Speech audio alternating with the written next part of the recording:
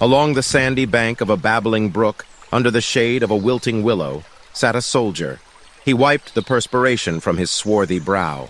The fresh beads had formed during the long hours trekking under the morning sun, which had since reached its noontime zenith. His brown skin gleamed with the bronze tan of many suns and glistened with the sweat of the midsummer heat.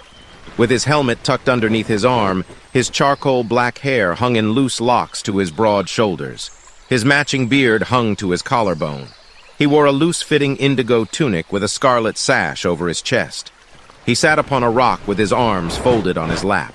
His shield leaned against the stone beside him, and his sword remained sheathed in the scabbard hanging from his belt. He had traversed the country for several days before his journey brought him to this small glade near a pebble-strewn creek, its trickling waters lined with thick verdure. Save for the chittering of birds in the treetops and the faint scampering of the occasional woodland creature through the surrounding brush, the soldier was alone. The tranquility of the woodland provided a much-needed reprieve from his long travels. Catching his breath, he took a canteen from his satchel and raised its bore to his sun-parched lips.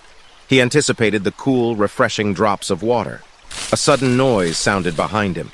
He craned his neck, turning toward the noise, the canteen forgotten. The sound was like the rustling of leaves within the wind. He expected to see the branches of the tree swaying in the breeze behind him. Instead, a plume of black smoke rose into the air. A vortex of black dust swirled upward, taking the shape of an ogre. The towering creature lumbered toward the man. Its thick green skin and warthog-like tusks were prominent on its lumpy, misshapen body, garbed in leather and iron armor. It let out a guttural roar from its slimy, fanged maw and raised its wooden club. Before the ogre's bludgeon could strike, the soldier leapt away. The club crashed into the vacated rock beneath him. He fell on his knees and drew his sword. He laced his arm through his shield's leather straps as the ogre raised its weapon once more. The man raised his shield, blocking the attack. Its bronze exterior clanged like a gong. Jabbing his sword forward, the man pierced the creature's paunch. The ogre bellowed as it staggered backward. Green ichor spilled from its wound. The man leaped forward and swung his sword at the beast. The heinous creature lurched away while swinging its fist at the soldier's brow. The attack struck his unhelmeted head and felled him to the ground. Prostrate on the sandy bank, the soldier pushed himself onto his hands and knees. As he reached for his fallen blade, the ogre's club overshadowed him. The man raised his free arm and turned his face from the bludgeon. A shout called out. The beast paused his swing. A ball of light struck its chest. A final roar echoed through the trees as the ogre evaporated into a cloud of black dust. The soldier lowered his arm. From the nearby road, a tall, elderly man approached. The wrinkles on his dark skin and his long silver hair denoted great age.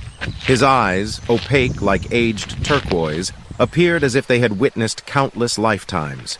He was dressed in a long, flowing white robe secured by a silver cord. He wore a wide-brimmed hat as white as his outfit and ambled with a gnarled walking stick. "It seems as though I made the right decision," the old man rasped, in a tone a teacher would address his pupil. "when I decided to come to you before you came to me. Joshua?" Drasil! Joshua rose to his feet. Good to see you, my old friend. "Good to see you?" The wizard furrowed his wrinkled, bushy brow. "What do you mean? Do you mean that you are happy to meet an old friend like me after traveling all this way? Or that you are thankful I arrived just in time to save you from that monster? Or that your vision has finally cleared and adjusted from that sudden blow it gave you?" I suppose I mean all of that at once. Joshua chuckled. He dusted away the sand from his clothes. 'Twas good fortunate you arrived here when you did. I had expected to meet you at your cottage. It's almost as if you knew I needed your assistance. Drasil tapped the ground with his stick, then leaned against it. Have you forgotten in the past 10 years that I am clairvoyant? My long life has granted me the knowledge of all things that have been, that currently are, and that ever will be. Good thing, too, because if I had waited for you, you would have been lying here as a bloody smear in the sand. Maintaining the stately decorum of his military rank, Joshua nodded his gratitude.